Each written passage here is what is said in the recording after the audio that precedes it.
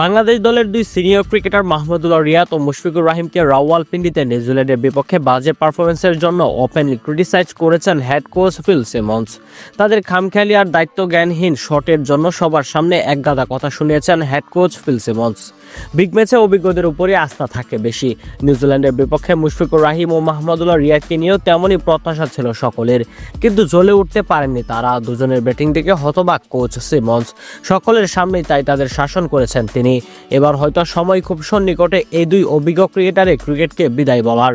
নিউজিল্যান্ডের বিপক্ষে বাজে পারফরমেন্স করার পর দীনেশ কার্তিক তাদের উদ্দেশ্য করে বলেন, আমি ভেবেছিলাম মুশফিক ও রিয়াদ দুজনেই ওয়ানডে বিশ্বকাপের পর অবসর নেবে, কিন্তু তা হয়নি।